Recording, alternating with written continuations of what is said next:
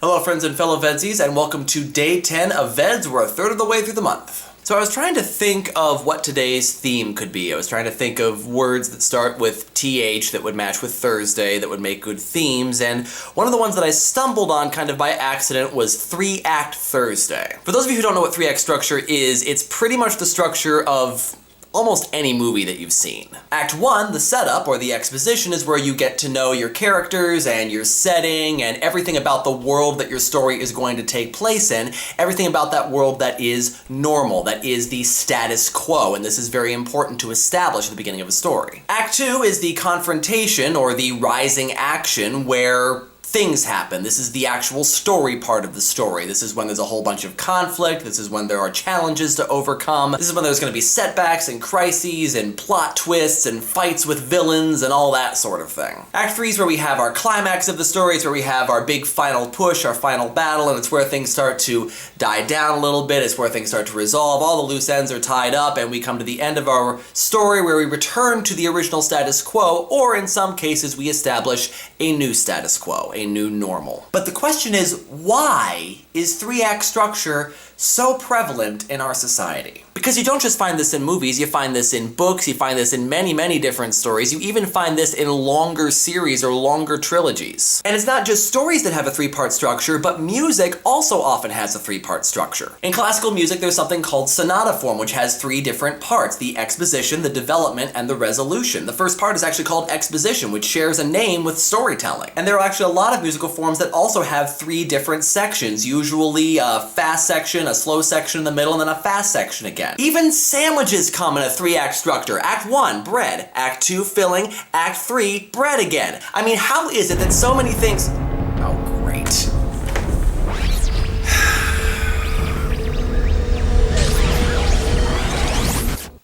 Okay, now you're just being silly. Yeah, maybe the sandwich thing was a little over the top. But what are you even doing here? This is my second channel. This is for vlogs in the real world. You're a fictional character. You're not supposed to be here. Hey, don't look at me. You're the one who cross-contaminated the vlogs. What do you mean cross-contaminated the vlogs? Come on, this is a textbook story talk. You're sitting down and talking about something that's a storytelling element. This is the sort of thing you should be putting on Bangkok 8408. So of course I'm gonna show up. But it doesn't even make any sense. How can you cross over from the fictional world to the real world? Oh, there's precedence for me being in the real world, but honestly, it's so long ago and so convoluted that they probably don't even care. They're probably just wondering who the heck I am. I'm Matt's evil twin, hi. Alright, fine, fair enough. So, what are you doing here? Well, we're about midway through the vlog now, and in the 3-act structure, this is typically the point when there's some sort of plot twist, or some sort of turning point where things get thrown into even more chaos. This is a vlog, twin. This isn't a story. At least it's not supposed to be. 3-act structures exist everywhere. There's even a 3-act structure to this vlog. Ooh, sandwich. Huh. It does kind of fall into a 3-act structure, doesn't it? And when you think about it, most essays, standard essay form, also kind of falls in a 3-act structure. You present your case, you argue your case, and then you conclude.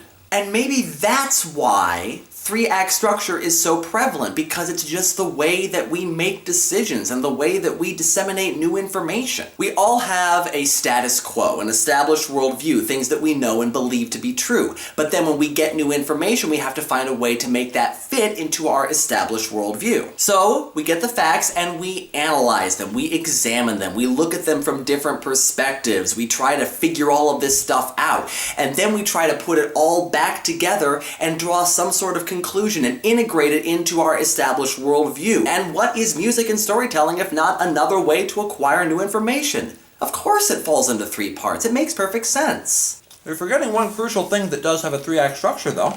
What? VEDS.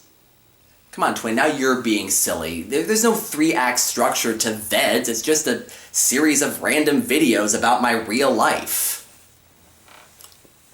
But is it really, though, Matt?